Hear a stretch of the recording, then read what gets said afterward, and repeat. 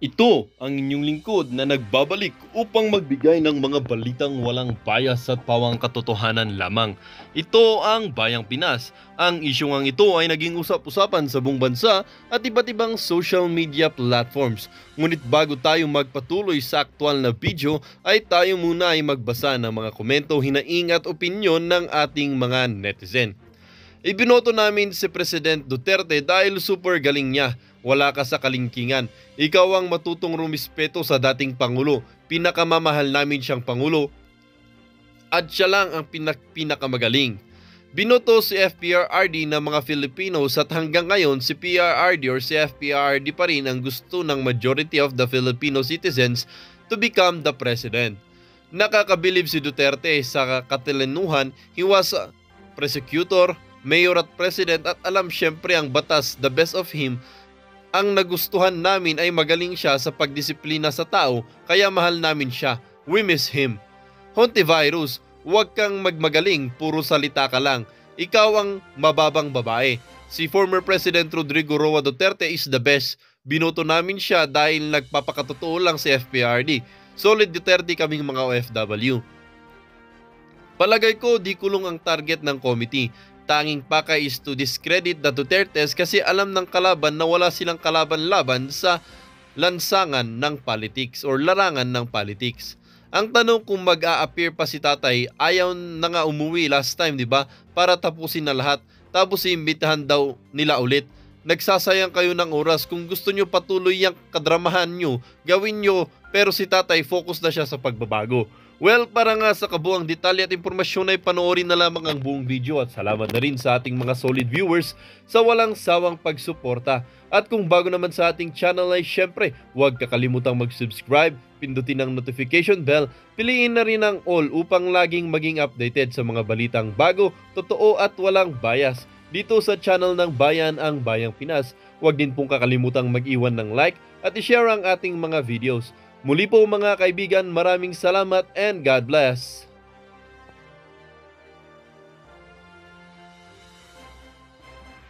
$500. Nakakatulog pa ba kayo ng maimbing sa nangyari sa mga kababayan ninyo? Pakitanong nga itong mga kongresista kung masaya sila sa nangyari. Ba, siyempre masaya, next year, may pondo na naman yan, papagawa na naman yan, nasira yung flood control, ganon, di ba? Dami, inikot po ni Senator Robin Padilla yung mga flood control na yan. Talaga naman, nakita nila sa aerial, sa aerial view. Doon sa, pag sinabi kasing aerial, nasa taas yan. Wala sa baba. Di ba? Ganon yun, pag in-explain natin, aerial view, sa taas. O, yun. O, ayan o. Wasak, ayun. Ayun o, puro wasak.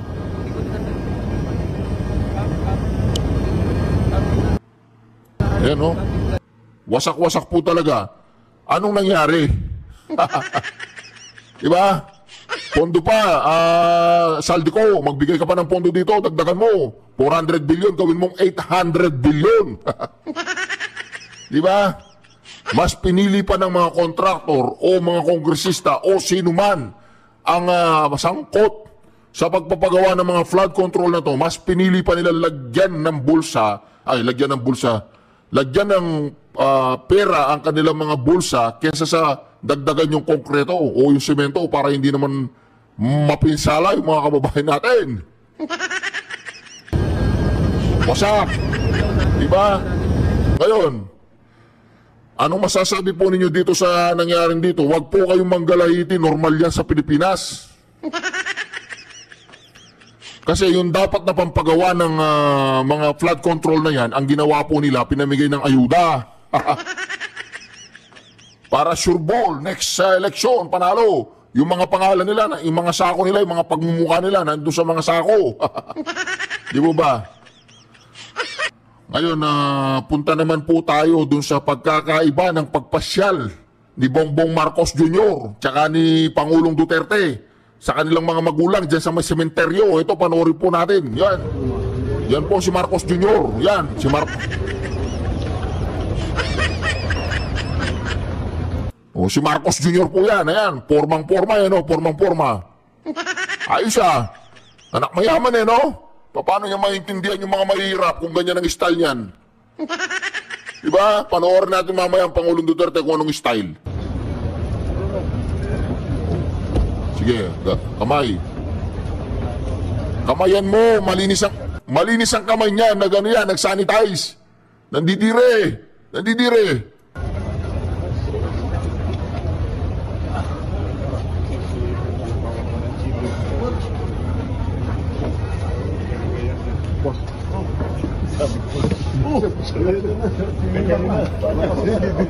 Sabi siguro man, blessing, nandito si yung boss natin, blessing. Asa si Tambaluslos, tsaka si Saldico. Kailangan sabay-sabay silang pumunta dyan para kompleto, 3 stooges. Balita ko, nagkakaproblema sila. Si Marcos, si Romualdez, tsaka yung si Palaka, nagkakaproblema. Oo, hindi nila alam kung sinong presidente, si Romualdez ba ang asawa niya. Oy, Palaka, yung presidente, hindi ko alam kung sino.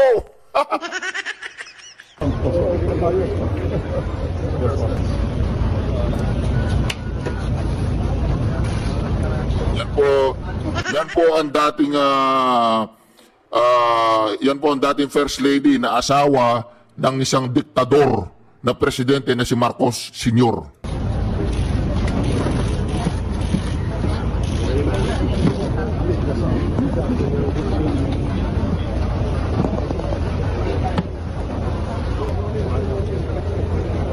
Ang dami nilang inaako ng mga loyalista, yung mga loyalista, pinakain kaya nila ito.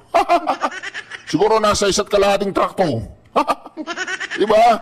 Pati itong mga to talaga naman, hindi ko maintindihan ha, magpapagamit ka pa sa isang hindi, naku po, pa-political test mo nga yan.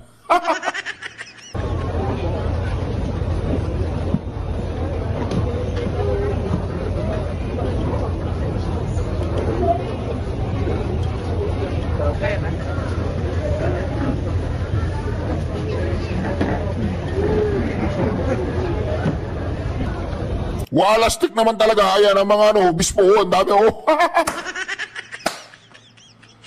Ayos yan Anong gagawin ng mga obispo dyan? Ang dami. Ha? Sino bang bibit-bitin nila papuntang langit?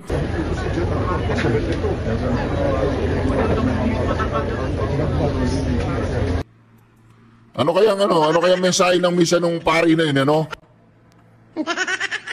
Ano kaya mensahe niya doon sa seremonyas na ganon, engranding seremonyas. Ito naman po ang ating Pangulong Duterte.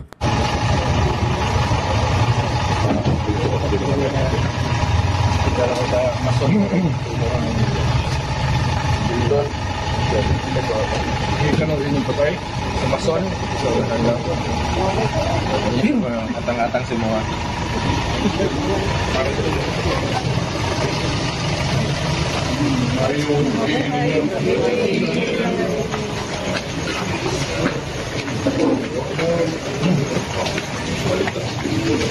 Nakita po ninyo ang pagkakaiba. Ang kasama niya dyan si Bongo lang. Bongo, wala na. Hindi niya kailangan mga obispo. Hindi niya kailangan ng pare. Ano yan? Bakit may obispo, may pare dyan? Ano yan? Yung uling lamay, ganon? Kakalmantiin mo yung mga tao dyan. Wala namang problema kung magpamisa sila. Gastos naman nila yan Gastos nila o gastos ng taong bayan? Diba? Dami yan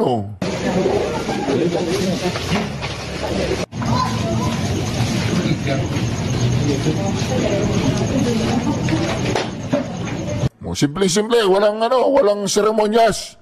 Sabi ng Pangulo, tinawagan niya si Bongo, papuntahin mo dito yung mga security natin, yun.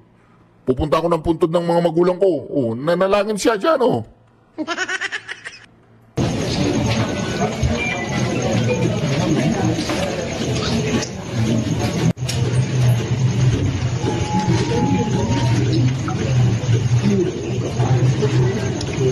Alam niyo po, pag ganyan ang ginagawa ng Pangulong Duterte, usual yan, umiiyak yan. Mababaw po ang luha niyan pagdating sa kanyang mga magulang.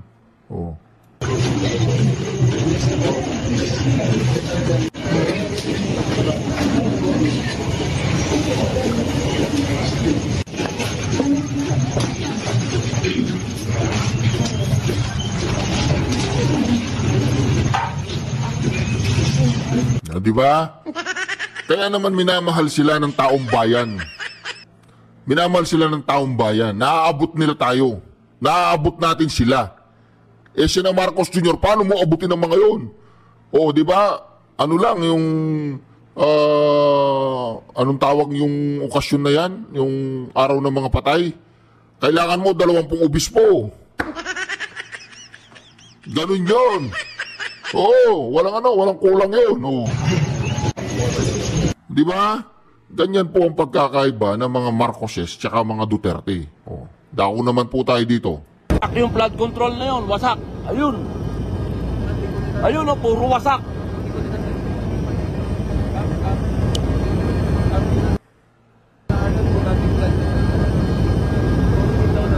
Dapat siguro ang ginawa nung ni Marcos Jr., yung mga obispo dinala dito, ipanalangin yung mga flood control. Para yung mga gagawa ng flood control sa susunod, eh hindi na mag-corrupt. Di ba? Dapat, in-helicopter niya yung mga obispo dyan, nanalangin para sa mga tao dyan na nasawi sa flood control. Yan, oh. Eh wala, kaya mahirap dyan eh, walang ano dyan, walang alam nyo na. Doon, hindi, ayos doon, doon sa puntod. May camera doon, may camera, may mga, di ba, ganun yun.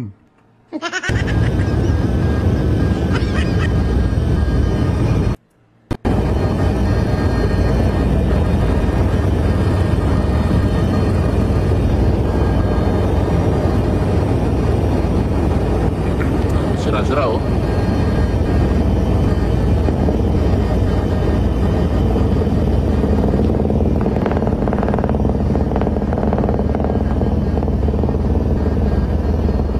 Kawasak-wasak yung, ayun, wasak-wasak.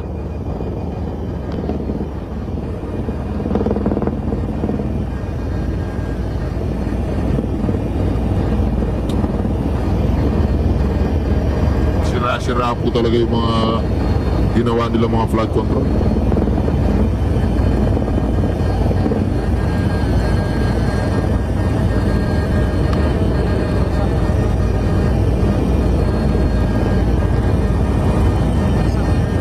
Ayan, wasak-wasak.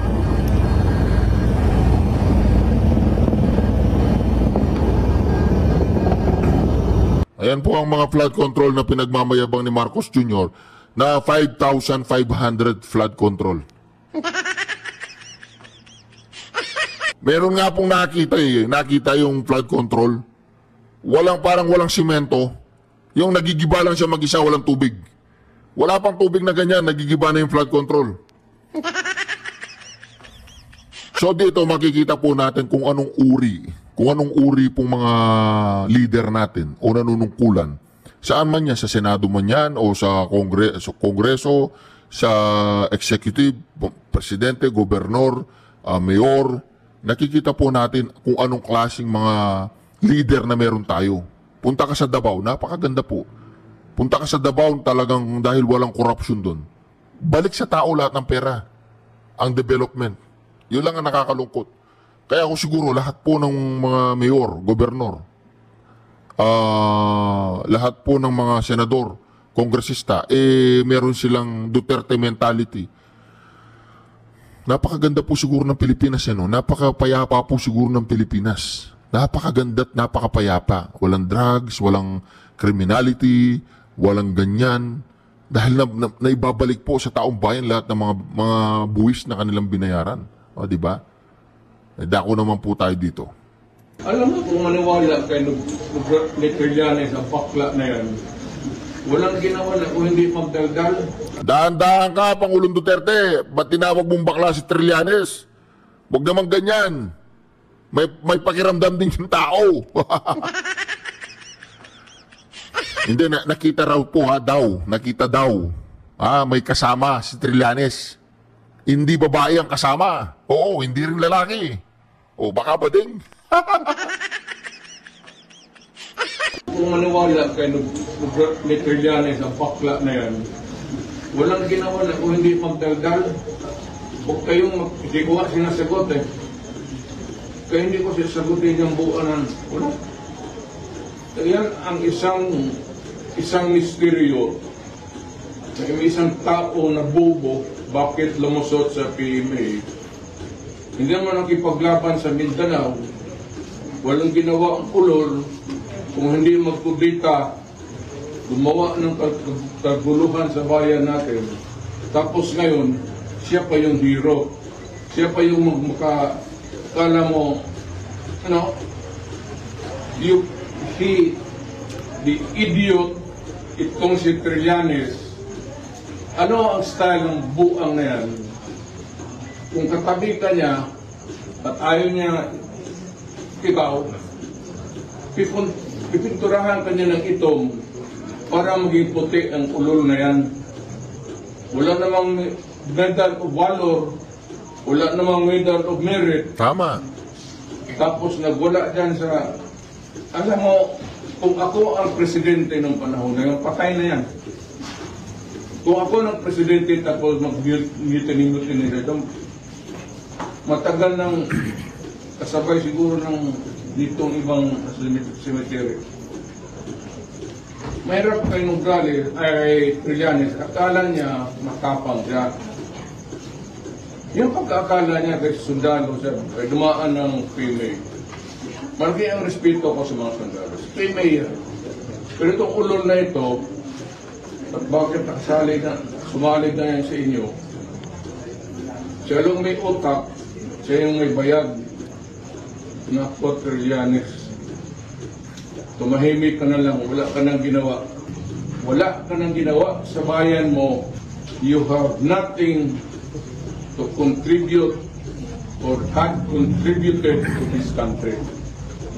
At umpisa ka, lumabas ka ng barak, gulo ka, binigyan ka ng amnesty, ngayon, ang bunganga mo, bunganga keke.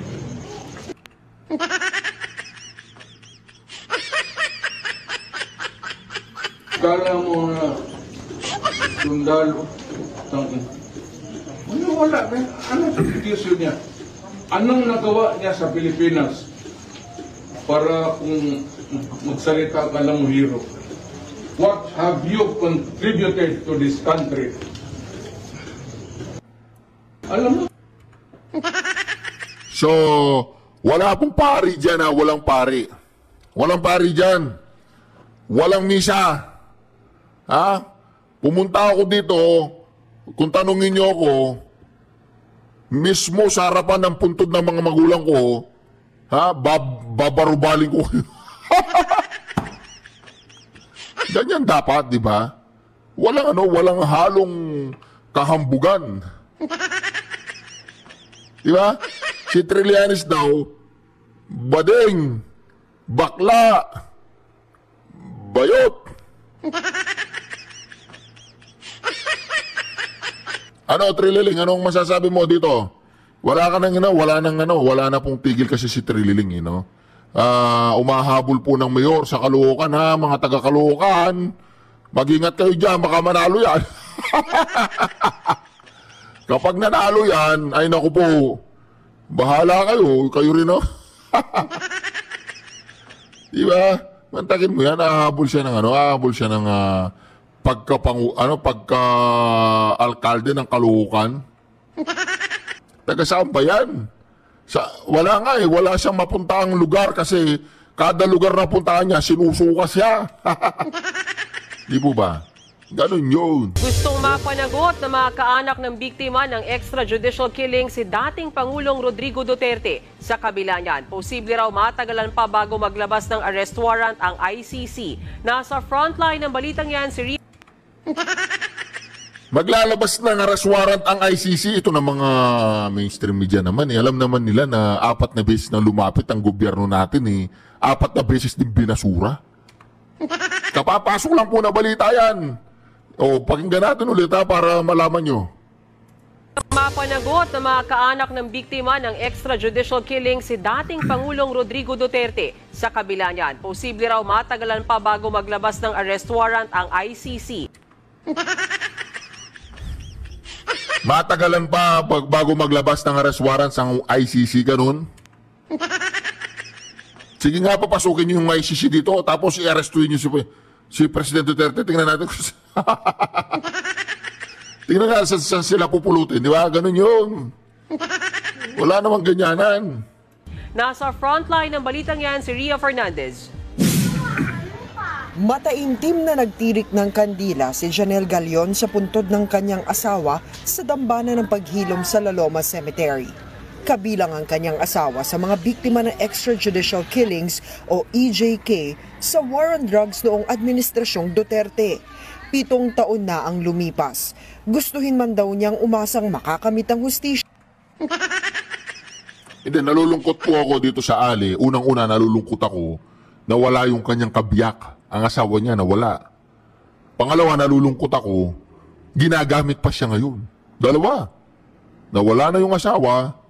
Sa pagkalawala ng asawa, yan, ginagamit pa ni Culminares yan. Pinapagpapasa Diyos na lang daw ni Janelle ang lahat. Ano ba ginagawa nung asawa niya nung panahon na bubuhay pa siya? Yun ang tanong. Diyos ang magmaniningil sa inyo. Ipaparamdam din ng Panginoon sa inyo kung paano kayo nakikialam ng buhay ng may buhay. Na dapat sana parehas tayong Pilipino, dapat pinagtatanggol ninyo kami dito.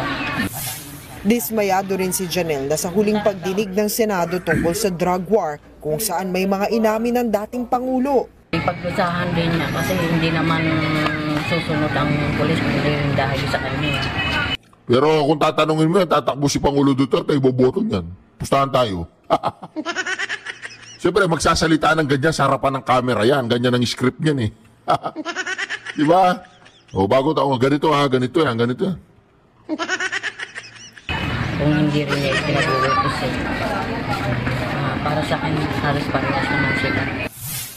Para kay Bayan Muna Chairman Nery Colmenares. Oh, sabi ko na nga ba eh.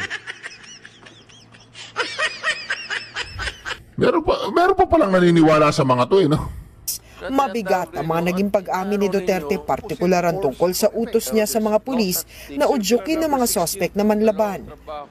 Kaya parang pinagkanulo niya pa ang mga pulis niya. Ang ginawa lang ni Duterte, ginamit niya ngayon ang sarili niya as co-conspirator doon sa mga individual na kaso ng mga pulis dahil he takes full responsibility. Nanood ba to? Nanood? Ba't hindi nyo sinama to dun sa Senado? Nanood ba? Nakita ba niya kung anong nangyari? Tingin ni Colmenares, sa lakas ng mga ebidensya at pag-amin ni Duterte, may matibay ng kaso ang International Criminal Court o ICC laban sa dating Pangulo. I wouldn't be surprised if the ICC will terminate its investigation soon and issue the warrant of arrest against President Duterte, at least siguro before the end of this year.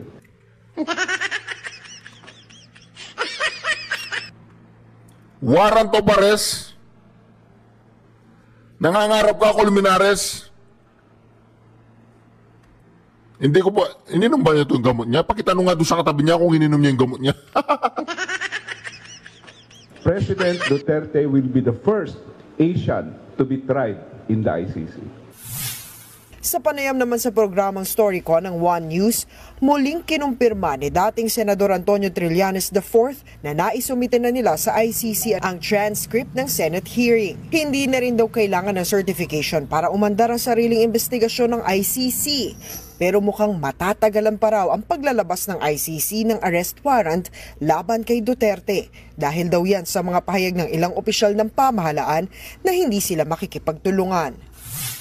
Tinaas po ng prosecutor yung threshold from probable cause to certainty of conviction. Why? Kasi kung i-file nila application for warrant na probable cause lang yung ebidensya nila, tapos pagka na-issue yung warrant, magsara yung pinto ng Philippine government to provide additional evidence, ang mangyayari dun sa kanila, mabibitin sila, ma-acquit si Digong kasi probable cause lang yung evidence.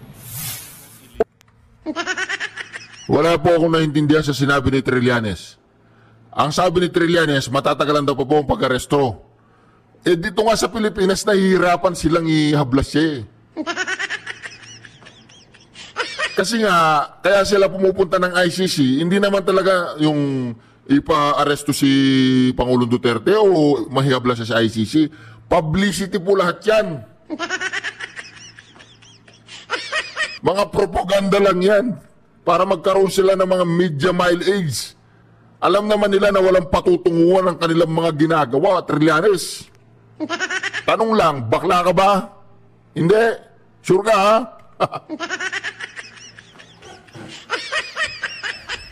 Kasi sabi ng Pangulong Duterte, bakla ka eh. Wala namang yung yung hindi natin nire-respeto yung mga LGBTQ community, di ba? Nire-respeto natin yung mga LGBTQ community. Marami tayong mga ka-reacsyong LGBTQ communities. Pero, hindi, may plus pa raw na yun. Pero ang tanong dito, si Trillanes, iniinom mo ba yung yung maintenance? Umaasa naman ang ilang kongresista na dadalo rin si Duterte sa susunod na pagdinig ng Quad Committee sa November 7. Para kay Kabataan Party List Representative Raul Manuel, dapat na ring imbestigahan ang confidential at intelligence funds ng dating Pangulo kung paano ito ginasta. Ang tarantado talaga mga tao na to, no? Kasi alam niyo yung confidential fund, hindi pwedeng pagsabihan. Confidential nga, sabi na nga confidential eh. Tapos itong si Antonio, si Bayot, isang Bayot din to eh, anong pangalan Si Manuela. Wala nga, bibigyan pa nila ng media mileage dito sa mga mainstream media. Si Manuela, na sasabihin ni papa-imbestiga yung, yung confidential pa ng Pangulong Duterte, nasa katunuan ba ito yung mga to? Hindi pa maayos-ayos yung mga iniimbestigahan yung Alice Guo na yan, may bubuksan na naman kayong bagong inquiry. Tapos itong, hindi ko po talaga maintindihan ang mga tao na to. Alam naman nila, naintindihan ko pala sila. Ang kanilang mga ginagawa ay mga propaganda. Wala pong patutunguhan ang mga yan. Eto, buti to may patutunguhan.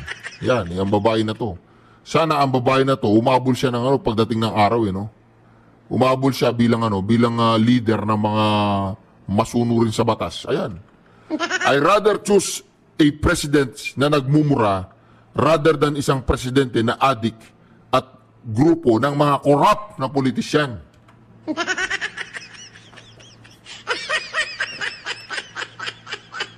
Syukran. Maraming salamat po sa ating mga members. Palakpakan po natin. Marami na po tayong mga members at dumarami pa rin ang ating mga members. At kung gusto mong